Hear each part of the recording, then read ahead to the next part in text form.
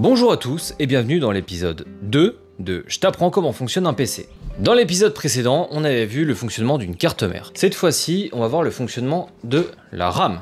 Donc dans l'épisode précédent, je vous ai montré comment on la montait, donc tout bêtement, je le remontre rapidement. Hop, on a les taquets qui sont relevés ici. S'ils sont comme ça, c'est pas bon, donc tu pousses de chaque côté. Hop, tu vérifies bien le sens. Et tu pousses de chaque côté. Là, ta RAM est montée. Celle-ci, c'est une vieille barrette de RAM. C'est de la DDR3 qui vient de mon ancien PC. On peut voir que le détrompeur est juste là. C'est un petit marquage qui est entre les deux et on va retrouver le même sur le port de la carte mère. Ce détrompeur est très important parce que ça marchera pas dans l'autre sens. La DDR4 est un peu plus traître parce qu'il est un peu plus par ici, ça paraît presque au milieu, mais ça l'est pas. La DDR5, je sais plus. Une barrette de RAM, comme celle-ci, qui est un peu ancienne, donc elle a pas de RGB, elle a pas ce genre de truc, mais on retrouve cette partie en métal noir. C'est comme sur une carte mère pour refroidir les VRM, c'est un dissipateur de chaleur passif. En dessous, une barrette de RAM, en fait, c'est vachement moins joli et vachement moins sexy, ça ressemble à ça. Voilà. Ça ressemble à ça, une barrette de RAM en vrai. On choisit nos barrettes de RAM en fonction des fréquences, en fonction de la latence, et beaucoup en fonction de la gueule. Bah, en fait, c'est juste un truc pour refroidir. Parce que sinon, si elles étaient que comme ça, bon, ça chaufferait beaucoup, mais on s'occuperait pas de l'esthétique. Jusque là, on a vu que pour que tout fonctionne bien, il faut que ce soit bien refroidi. C'est exactement pareil avec la RAM. Et en fait, vous verrez qu'au fur et à mesure des épisodes, je vais vous le dire en permanence.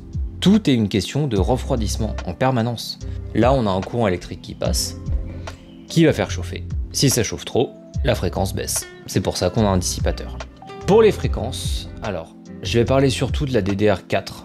La DDR5, un peu moins parce que je la connais mais je l'utilise pas. La DDR4, par exemple, on va prendre les miennes, c'est du 3600 MHz, donc c'est une bonne fréquence qui me permet de faire beaucoup de choses.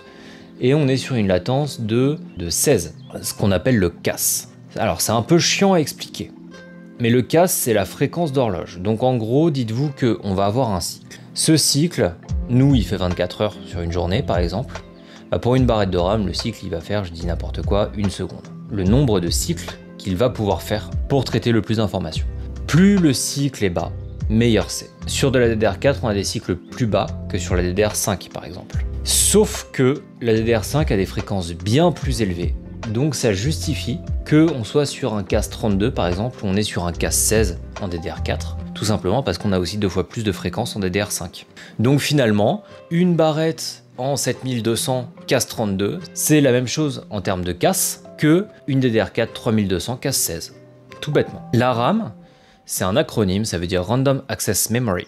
Pour simplifier le plus possible, la RAM c'est de la mémoire supplémentaire qui va se compter en gigas, qui va être de côté et qui va servir à traiter les informations rapides. Elle va aller de concert avec tous les éléments du PC, mais énormément le processeur avec la SSD. En gros, plus vous avez de gigas de RAM, mieux c'est. Je vous dis pas pour autant de foutre 64 Go de RAM dans votre PC, c'est pas le cas. Sur une utilisation classique normale de jeux vidéo, on va être autour de 16 Go, on a quelque chose de correct. Si vous êtes dans des fréquences un peu plus élevées ou que vous êtes un petit peu demandeur avec votre PC, partez sur 32 et de plus en plus je trouve que 32 c'est intéressant, surtout que ça coûte plus si cher maintenant en DDR4, donc on peut se le permettre assez facilement et on trouve très régulièrement des kits de 32 directement en DDR5. Donc franchement, partez sur 32, au moins vous êtes tranquille pour un peu plus longtemps. Ça va énormément vous servir pour la fluidité des jeux, ça va vous servir si vous voulez faire du stream ou ce genre de choses. Si vous souhaitez faire un petit peu de montage, dès que ça va nécessiter de l'applicatif ou du multitâche, plus vous avez de RAM et mieux c'est. Applicatif, c'est tout ce qui est logiciel de montage, logiciel de streaming, ce genre de choses.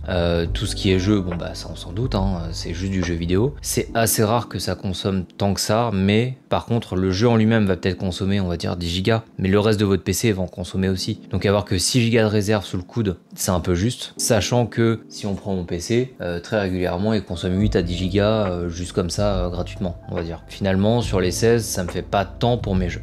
Si cet épisode t'a plu et surtout qu'il t'a aidé, n'hésite pas à mettre un pouce bleu, à lâcher un petit commentaire, ça m'aiderait fortement pour le référencement et faire monter la chaîne, et surtout si tu ne l'es pas déjà, à t'abonner parce que ça aussi ça m'aide.